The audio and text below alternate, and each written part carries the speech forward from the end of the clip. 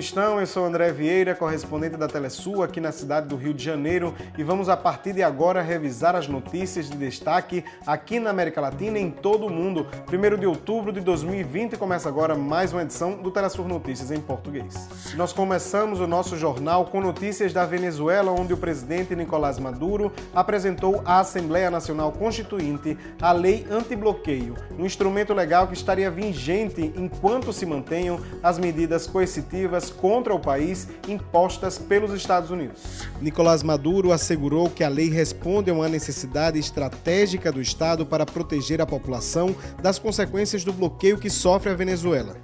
Entre as ações encontra-se a salvaguarda dos ativos venezuelanos, tanto no país como os que se encontram no exterior e foram confiscados, roubados e saqueados. O presidente também anunciou o impulso de novas alianças produtivas, o fortalecimento dos setores de saúde e alimentação, assim como o salário integral. Duas crises são destaque aqui no Brasil, a sanitária e a ambiental. Qual a relação que existe entre a Covid-19 e o meio ambiente? Esse foi o tema de debate do último programa Saúde Crítica. Na Amazônia, cada colônia é um superorganismo com uma função coletiva. As formigas, a espécie mais numerosa, se junta a bactérias com potencial útil inclusive para a saúde dos humanos na destruição de patógenos. Quanto maior é uma espécie, maior é a chance de ser atacada por outras que equilibram a diversidade da floresta. Mas existe uma espécie que desequilibra o planeta com a expansão da fronteira extrativista, transformando biodiversidade em monocultivo, mineração ou gado. Essa devoração do planeta, ela tem consequência. E quem não percebe a relação entre essa situação de pandemia e a exaustão da vida no planeta Terra é porque está descuidando-se do essencial. O desmatamento e a relação do humano com espécies que permaneciam na floresta é apontado como uma das principais causas para a proliferação de vírus zoonóticos, ou seja, de origem animal. No fundo, no coração, está o sistema alimentar agroindustrial e as repercussões que ele tem sobre a devastação dos ecossistemas. Desde janeiro até meados de setembro de 2020, o INPE registrou na Amazônia mais de 69.500 focos de calor. O Cerrado teve um aumento de mais de 9% para os primeiros 15 dias de setembro. O Pantanal perdeu quase 20% da sua área total. Os corredores que antes funcionavam como rios aéreos com águas evaporadas pela vegetação amazônica, durante agosto e setembro transportaram ar seco e a fumaça dos incêndios para o sul, centro-oeste e sudeste do Brasil. Se a gente já estava impactado com Covid, as queimadas, elas acentuam os problemas respiratórios, as doenças respiratórias. Especialistas sinalizam que o modelo de desenvolvimento atual sustentado na ampliação das fronteiras extrativistas, como a destruição dos biomas, é propício para a proliferação de vírus. Além disso, os incêndios aumentam as internações por impactos respiratórios durante a pandemia. O programa Saúde Crítica é uma parceria da Telesur com a Rede Nacional de Médicas e Médicos Populares.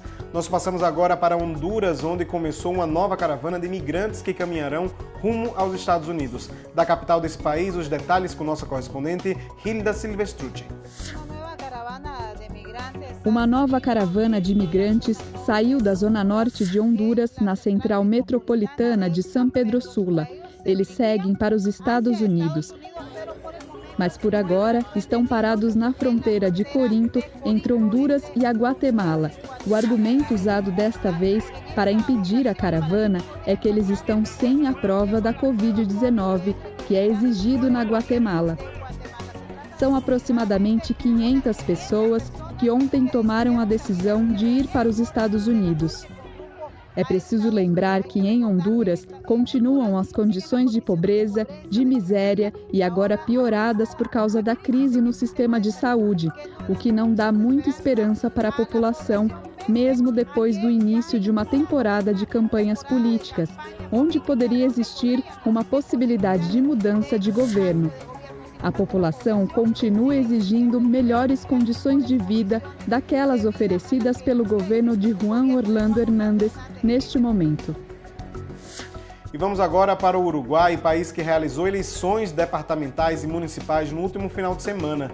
Destaque para a vitória de Carolina Cossi, candidata da Frente Ampla, eleita intendente de Montevidéu, capital desse país.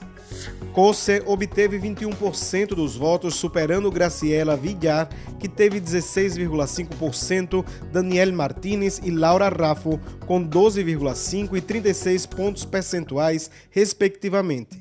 Com essa vitória, a Frente Ampla demonstrou seu apoio na capital, onde seus 3 candidatos somaram 51% dos votos finais.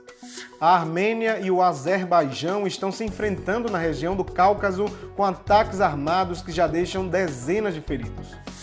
Ambos países têm 5 dias de enfrentamento em Nagorno-Karabakh, uma área reconhecida internacionalmente como parte do Azerbaijão, mas de maioria armênia e sobre a qual existe uma disputa. As tensões aumentaram e se converteram em lutas armadas. Tanto a Rússia como o Irã pedem que o conflito seja resolvido através do diálogo. Em 1990, este mesmo conflito deixou mais de 30 mil mortos na área. Passamos agora para os Estados Unidos, onde ocorreu o primeiro debate de televisão entre os candidatos à presidência do país, Donald Trump e Joe Biden. Os candidatos à Casa Branca se enfrentaram em Cleveland, Ohio. Durante 90 minutos e no meio de um clima agitado, caracterizado por interrupções e insultos, os candidatos trocaram acusações sem proposta de qualquer solução específica para o povo estadunidense atingido pela pandemia. Biden ganhou vantagem sobre Trump para a eleição e pode deixar o atual mandatário sem um segundo período. Por outro lado, Trump falou que a eleição pode ser uma fraude se ele não for eleito.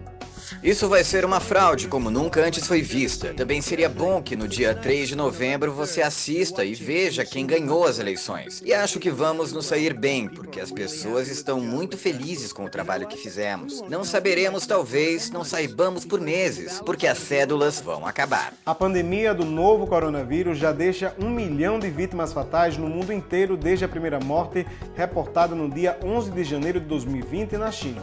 Em apenas 10 meses, a Covid-19 alcançou esta triste marca. Atualmente, a América é a região mais afetada e a Europa enfrenta uma segunda onda de contágio. Os Estados Unidos permanecem como o país mais afetado, com mais de 200 mil mortes e 7 milhões de casos. O Peru tem a maior taxa de mortalidade, com 102 mortes para cada 100 mil habitantes, e a Organização Mundial da Saúde adverte que os números podem duplicar se não forem tomadas medidas para evitar esse progresso. E como está a situação da Covid-19 no continente africano? Direto do Quênia, na África Oriental, Oscar Epelide com as informações. O continente africano continua enfrentando a pandemia do coronavírus, mas sem o medo do colapso do sistema de saúde pública, enquanto se verificam progressivamente um menor número de casos. África do Sul, único país africano que registrou mais de 500 mil casos positivos, já tem mais de 90% de recuperados e registrou mais de 16 mil mortes. A Etiópia e a Nigéria são os outros 2 países da África subsaariana mais afetados, mas nenhum dos dois atingiu a faixa de 80 mil casos e também viram uma evolução aparente favorável. Os responsáveis da OMS apelam pelo clima e a juventude da população como os fatores que pararam a virulência da Covid-19 na África. Existem outras hipóteses que sugerem ser precisamente as difíceis condições de vida das metrópoles e os entornos rurais africanos como fatores que permitem o desenvolvimento de um sistema imune capaz de controlar as infecções. Este ano de 2020 é o pior ano da história do Pantanal, que registrou mais de 18 mil focos de incêndio até setembro. Terminamos o nosso jornal com a música Adeus Pantanal, de Itamar Assunção, regravada recentemente para denunciar a situação do bioma e mobilizar para sua defesa. Nós continuamos pelas redes sociais, por nossas telas em espanhol e inglês e toda quinta-feira aqui no Telesur Notícias em português. Muito obrigado por sua companhia e até a próxima semana. Eu fui a Cuba pra no Pantanal olhar a bicharada, eu fui pra ver, não vi, que decepção senti, vi quase nada. Eu não vi peixe, beija-flor nem juriti, a passarada. Eu não vi jabuti, não vi coral sucuri, vi quase nada. Eu não vi coati, não vi eu também sabe. rosa pintada. Eu não vi o saci, não vi o grilo, cri, cri, cri,